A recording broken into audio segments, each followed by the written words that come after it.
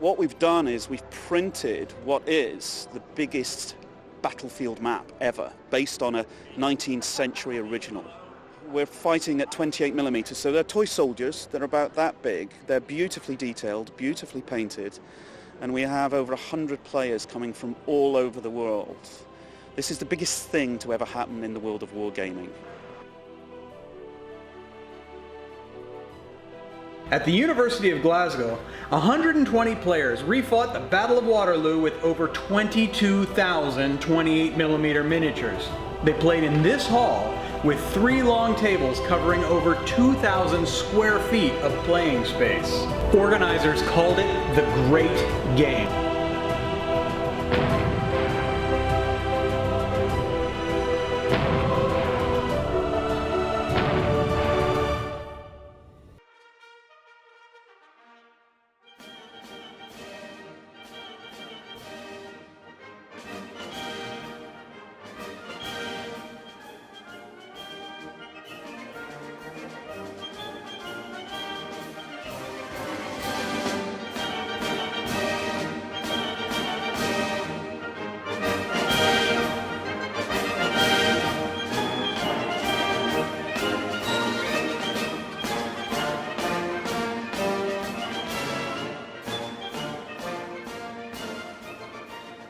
It's taken a lot of people to put this together. We've got an amazing team, and I'm not even going to start mentioning names because I'll just miss out about 50% of them.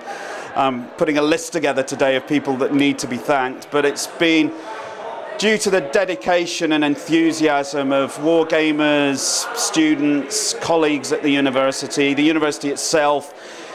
Principal Anton Muscatelli gave us this wonderful space, and it was really that made it very real. We needed somewhere big and special in which to play this game. No, it's been a long, long road, and it will be strange. It will be strange not to have the great game somewhere in the background.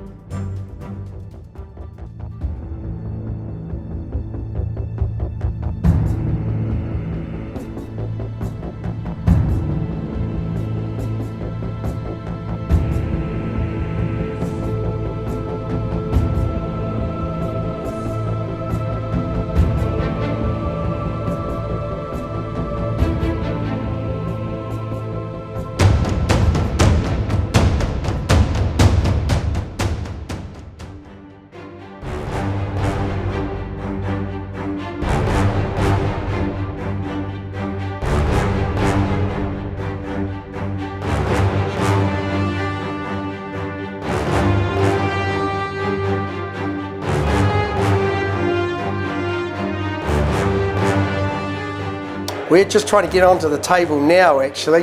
It's a little bit, logistics a bit hard with the numbers, playing with people different levels, experience and non, and trying to help each other and get things to work. So we're just coming on now, and I actually have 3 battalions of the old guard, which is quite ironic, because if I was a player, I wouldn't be giving them away to somebody else to play. I'd let them have some other unit.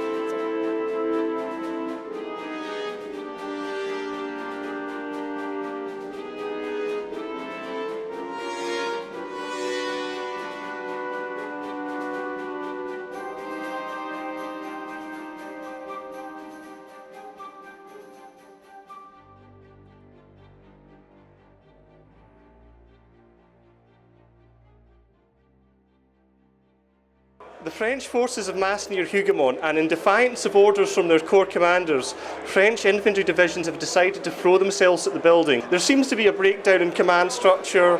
The general French strategy seems to be defeat the British, which is, and defeat the Prussians, in that order with luck.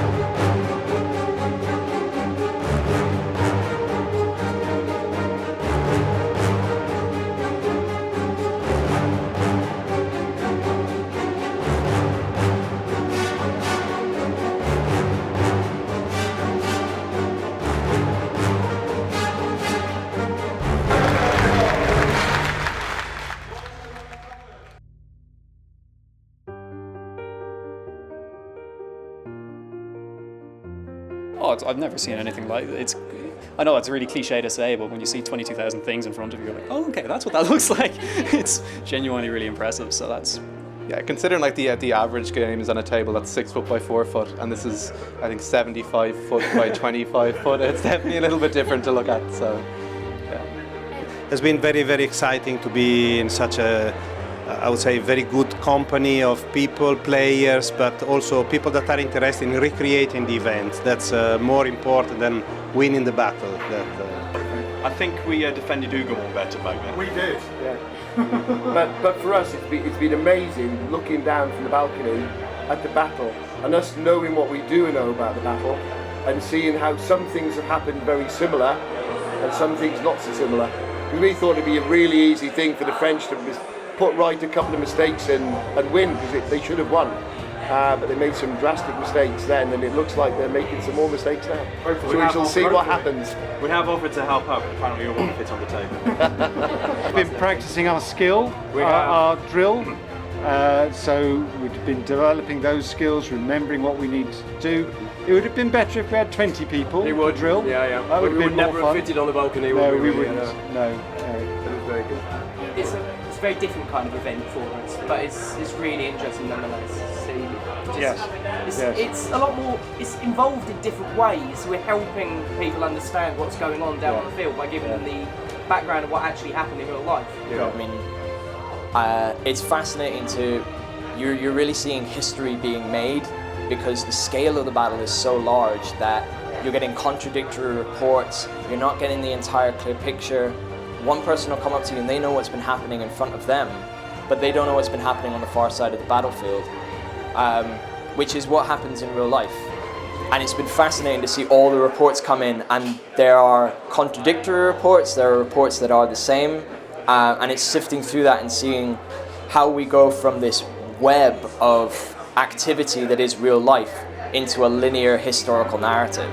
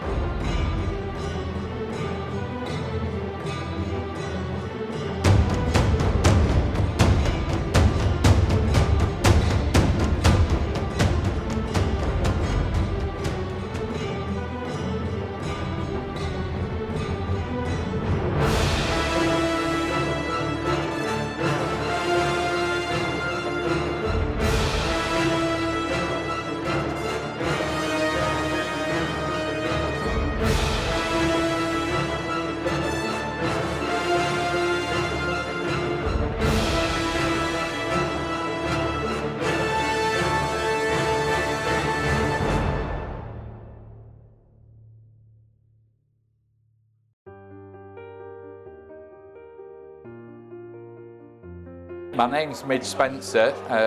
I'm a veteran of the British Army. I served for 25 years as a combat medical technician in the Medical Corps. I'm a veteran and I came in through the Veterans Programme. I am a member of Waterloo Uncovered. I'm the Finds Officer for Waterloo Uncovered and have been since the very first dig that we did out there in 2015, and I've been on every dig since.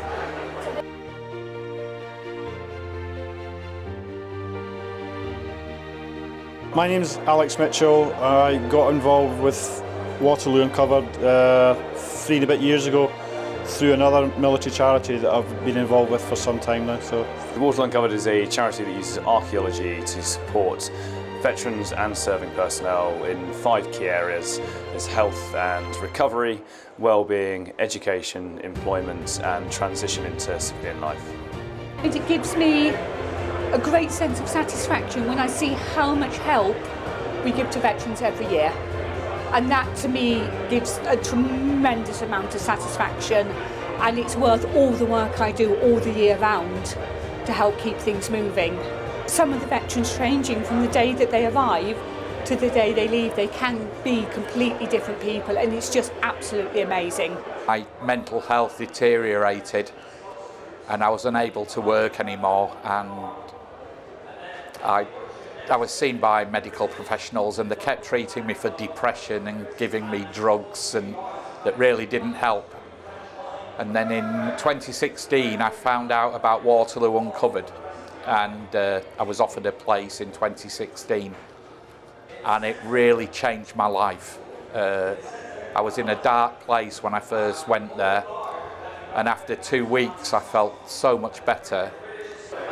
One of my favourite quotes is from one of the veterans who said it was the first time he'd felt human and been treated as a human for 2 years. And that to me that is Waterloo Uncovered. And it was just being around other people with similar experience to myself. It reignited my love of archaeology because I'd had to give it up due to my problems. So to be able to go there with some of the world's best archaeologists and a group of veterans like myself who were either physically injured or mentally injured was just amazing. And I've been involved ever since somehow, I don't know.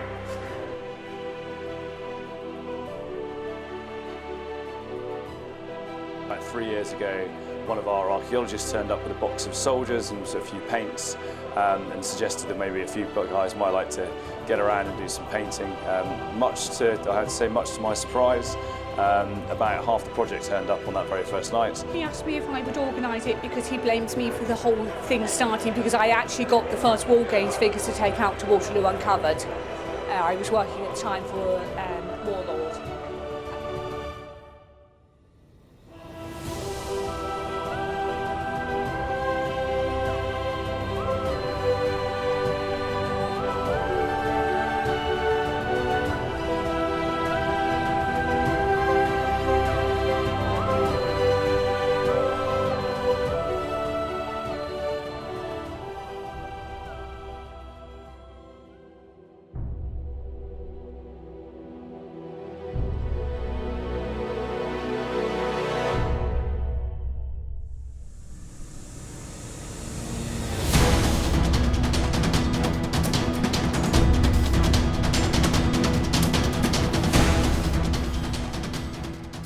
It is coming down to the wire, and that's what we want. We want players in the last half hour to be going, right, everything rests on this one last roll of the dice.